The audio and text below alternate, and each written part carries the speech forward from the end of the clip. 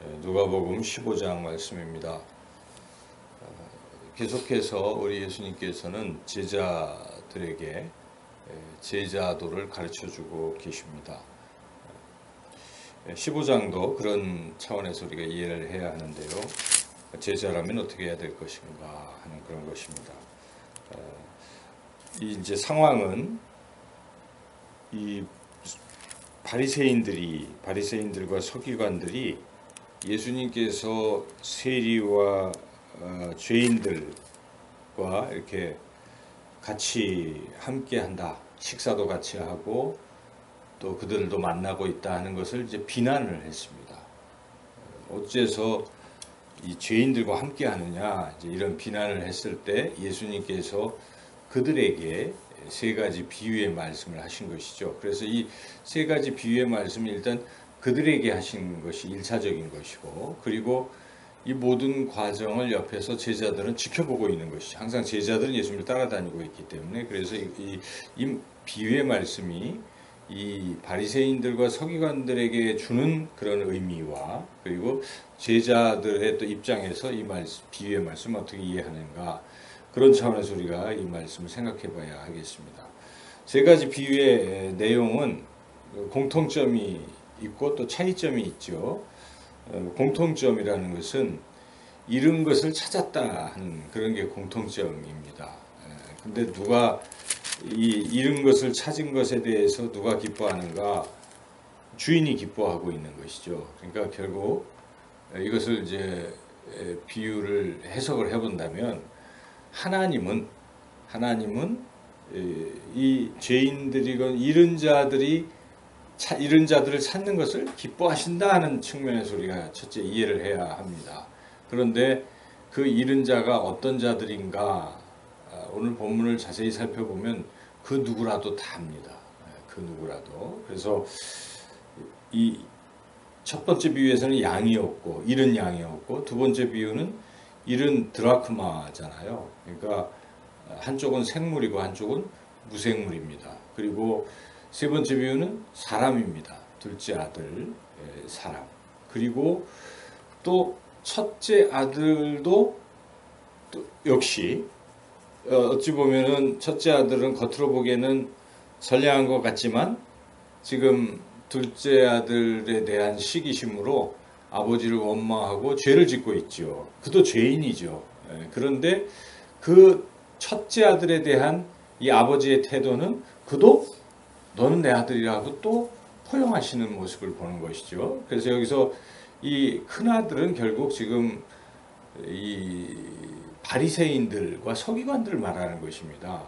세리와 죄인들은 둘째 아들이요, 이렇게 잃은 드라크마, 뭐 잃은 양이라고 한다면, 지금 큰아들은 그런 바리새인들이기 때문에 저는 이 말씀을 보면서 하나님은 그 누구라도 그가 죄인이었던 또는 죄인이 아닌 척하건 다 그 누구라도 하나님은 다 돌아오면 기뻐하신다는 것입니다. 그래서 대상은 다다. 이걸 우리가 첫째 알아야 됩니다. 그래서 하나님은 그 누구라도 다 사랑하신다 하는 것을 먼저 우리가 전제를 해야 되겠고요.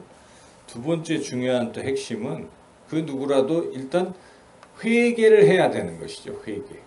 포인트는 또 회개입니다. 회개를 안 하면 안 되는 거예요. 회개.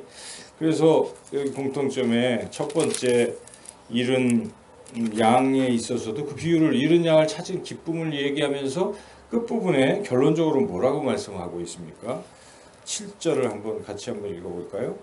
내가 너희에게 이르노니 이와 같이 죄인 한 사람이 회개하면 하늘에서는 회개할 것 없는 의인 99마리로 말미암아 기뻐하는 것보다 더하리라. 그러니까 그게 회개하는 것을 기뻐하시는 것이죠. 하나님께서는 회개하고 돌아오는 것을 기뻐하시는 것입니다. 그리고 드라크마 비유도 똑같잖아요. 8절 9절 비유 말씀을 하신 후에 10절을 한번 읽어보시죠. 내가 너희에게 이르노니 이와 같이 죄인 한 사람이 회개하면 하나님의 사자들 앞에 기쁨이 되느니라. 지금 비유에서 주님이 말씀하시려고 하는 핵심 포인트는 첫째는 아까 말씀드린 대로 누구라도 다 누구라도 대상이 된다는 것입니다. 하나님이 받아주신다는 것이죠. 그런데 두 번째는 회개를 해야 한다. 이제 그것이 중요하죠. 세 번째 비유는 말할 나위 없이 둘째 아들이 직접 회개하고 돌아왔습니다. 뭐 허랑방탕 많은 거 하다가 자기 스스로 돌이켜 뉘우치면서 아버지 집으로 돌아가자 하고 아버지께 가자 하고 돌아왔잖아요. 그 회개의 행위 아니겠습니까? 회개했습니다. 그리고 마지막으로 큰아들의 경우는 회개를 했을까 안 했을까가 이 비유에 안 나와 있어요. 그렇죠. 그래서 마지막에 보니까 야 너도 기뻐하는 것이 마땅하다 하는데 큰아들의 반응이 나옵니까 안 나옵니까? 안 나와요 아직. 그러면 이 큰아들은 어떻게 했을까가 참 궁금한 것이죠. 지금 예수님의 이 비유 말씀을 들은 바리새인들과 서기관들은 어떻게 했을까? 그 주님은 우리가 16장을 미리 앞서서 잠깐 말씀을 드린다면 16장에서 계속 비유를 말씀하시거든요. 16장에서 옳지 않은 청지기 비유와 그 거지 나사로와 그 부자 비유를 계속 또 말씀하고 있죠. 16장에. 근데 그 비유를 내일 우리가 잘 생각해 봐야 되겠는데 거기서 이 큰아들의 태도를 결정하라는 뜻입니다. 그러니까 이 옳지 않은 청지기는 처음에는 옳지 않았는데 나중에 옳은 청지기가 됐습니다. 그래서 주인이 칭찬했고 그 부자는 거지 나사로를 계속 무시하고 이러다가 어떻게 됐습니까? 나중에 지옥 갔습니다. 그렇죠. 그러니까 운명이 둘 중에 하나라는 것을 다시 말씀하시는 것입니다. 큰아들이라고 자처하는 이 바리새인들에게 너희들이 만약 옳지 않은 청지기처럼 이제 뒤늦게라도 회개하고 돌아오면 구원을 받지만 끝까지 부자처럼 회개 안 하고 버티면 어쩔 수 없다는 것입니다. 지옥 간다. 그 비유의 말씀하신 것이죠. 그래서 우리가 15장, 16장 전체 5개 비유를 다 크게 문맥 속에서 맥락 속에서 살펴본다면 주님이 진정으로 하시고자 하시는 말씀이 무엇인가? 회개라는 것입니다. 회개하고 돌아오라 하는 것이죠. 그 누구라도 아무리 죄인일지라도 회개하면 주님 받아주시는 것입니다. 지금 세리와 그 죄인들 그들이 비록 세리와 죄인 진짜 죄인들이에요. 그들은 죄인이잖아요. 실제로 나쁜 것이죠. 바리새인들은 나름대로 말씀을 지키려고 했지만 그들은 아예 말씀 지키는 것도 도외시하고 마음 놓고 죄 짓고 살았습니다. 그렇지만 그런 죄인들이라도 주님이 부르시고 이렇지만은 그들을 찾으실 때 그들이 거기에 응답해서 회개하고 주님 앞으로 나오기만 한다면 그 누구라도 구원받는다 하는 것이죠. 만약 그 죄인들이 회개하지 않는다면 그도 구원을 못 받는 것은 너무나 당연한 것입니다. 그래서 우리가 이 전체적인 이 비유에서 꼭 깨달아야 될 핵심 메시지는 회개해야 한다 하는 것입니다. 회개만이 구원에 이를 수 있다. 그리고 지금 내 상태가 아무리 죄악 가운데 있을지라도 지금 이 순간 회개하면 구원받을 수 있다. 내가 죽는 그 순간 전까지라도 회개하면 구원받을 수 있다. 구원의 길은 항상 열려 있다 하는 것입니다. 어떤 상태에서도. 그래서 우리가 돌아와야 되고 주님 품으로 회개해야 된다는 것, 이것이 주는 메시지고요. 또 두 번째는 또 옆에서 제자들 입장에서는 제자들은 지금 회개의 어떤 그런 메시지를 듣는 것은 아닐 겁니다. 제자들은 예수님을 따라가는 사람들입니다. 그러니까 예수님과 같은 태도와 같은 마음을 가져야 되는 것이죠. 바로 하나님 아버지의 마음을 품으라는 것입니다.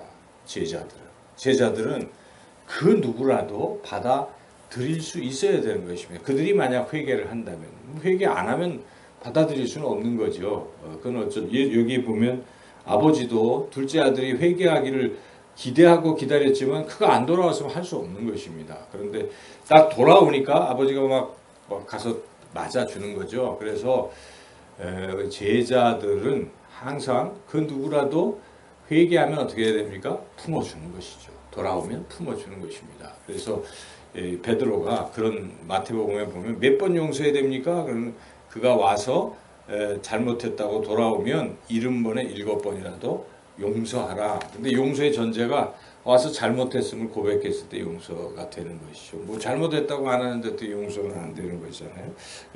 여튼 중요한 것은 아버지의 마음을 품고 그 누구라도 그렇게 회개를 하면 받아줘야 된다는 그런 것이고요. 또 하나, 또 아버지의 마음은 여기에 그냥 수동적으로 기다리시기만 하는 그런 것이 아니고, 첫째 비유와 둘째 비유에서는 적극적으로 찾아 나서셨다 하는 것입니다. 무생물인 드라쿠마는 스스로 돌아오기가 어렵겠죠. 또 사람도 아닌 이른 양은 뭐 회개하기도 어렵겠지요. 그들이 돌아오는 건 참 어려우니까 여기에 그 하나님께서 99마리 두고라도 한 마리 찾아서 길 잃은 양을 찾아 데려오신 것입니다. 그리고 드라쿠마를 여인이 막 찾아서 9개는 아니고 하나를 찾아서 또 찾아낸 그런 것이죠.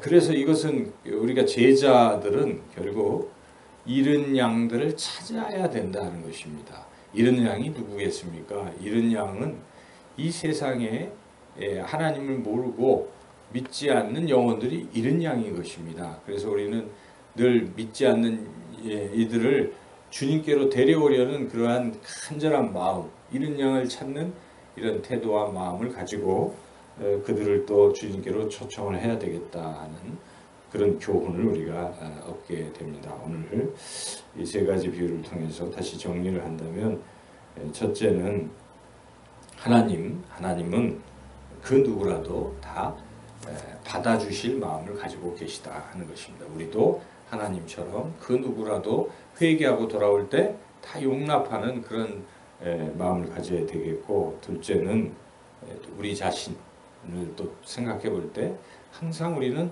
회개할 줄 알아야 되는 것입니다. 하나님 앞에서 어떤 상황에서도 회개하는 그런 삶이 가장 중요하다.